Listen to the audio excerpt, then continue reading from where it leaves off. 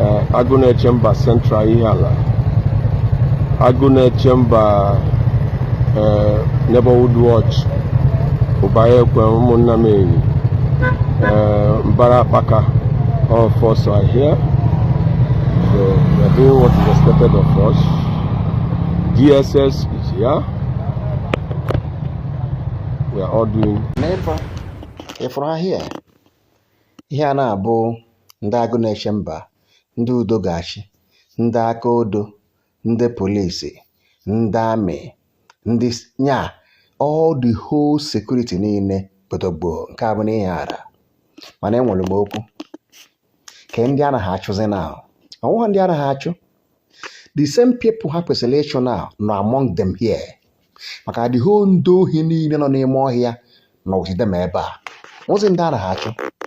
All the whole kidnapper, Abago, security. All the whole Ndasen, Abago kidnapping. All the whole Nde Berimanine, Abago kidnapping.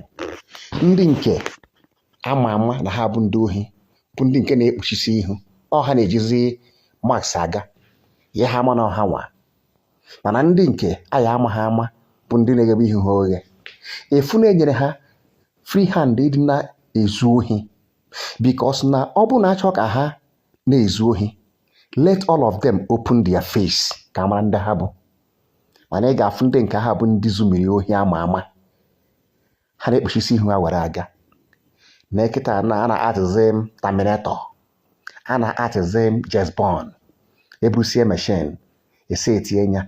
You find that na each community na enwere more than 10,000 youth ndị bụ ndị nche wee jụọ kezie ndị ha na-achụ onwe ndị a na-achụzi the same people anwa ha kwesịrị ịchụ bụzi ha na-ekele mụzi na ha bụ ndị nche na-awarizi up and down instead ha ịchụzi ndị ohi ọ ịchụzi ndị ama ha nchabazie security sizie na ha na-achụzi ndị ESN and ndị IPOB how where when mana ọkwa ndị ohi enu ekwesịrị ịchụzi achụ nọzi among them na-achụzi ihe ha amaghị ebe ọ dị sinsi ha na-alụ ọrụ ha enwudegha n'ofu Fulani n'ime ọhịa sinsi ha na ha alụ ọrụ ha enwudegha n'ofu onye bandit sinsi ha na ha alụ ọrụ ha enwudegha n'ofu onye kidnapper no because na ọha nwa bụ ndị kidnapper bụrụ ndị bandit anwa instead ha na ha arụ bụ inwute ndị na-aṅụ igbo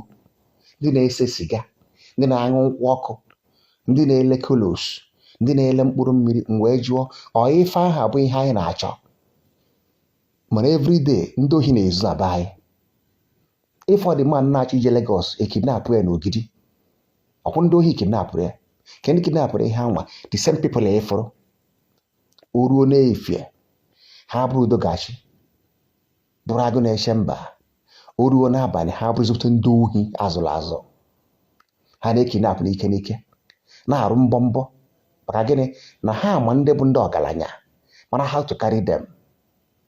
Gọọmenti anaghị atụ anyị this gọọmenti achọ security anyị ma security mana ndị efere ebe a na ndị abụọ security ndị ha anaghị alụ na onye nke ba ha ana ọgba mbọ baa n'isi ọkpọzie ndị ohi ndị otu ebe ha zoro ha gbara ọsọ si ha pụta ka ha join ha ka ha wee zowe onwe ha hapụta ha join ha na ede afa ha. That's what is happening now. A na-ebusi ha egbe ibiri egbe bue mmadụ egbe ifu na onye ibu iri egbe na ọmụ ha egbe amụ ka ọkụ ya gba ihe ka o si mụta ịgba egbe. How did he learn how to shoot? Ọ mụtara ya na nrọ ọ dịbụ mgbe agbabụ ya agba mbụ ibu izi ya egbe o werezie na-ezu ohi n'abalị nsogbu dị. Good morning, sir. We are on a show of force as directed by Commissioner of Police. This early morning we have started the show of force. So good number of us, several units, police, area command base, Agune Chamber Central Ihala, Agune Chamber Neighborhood Watch, Ubaye Munameni, Mbarapaka, all of us are here. So we are doing what is expected of us. DSS is here. We are all doing what is expected of us.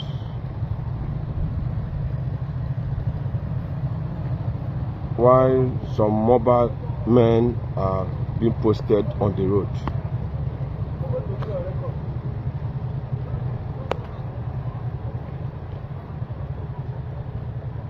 This is here a division vehicle.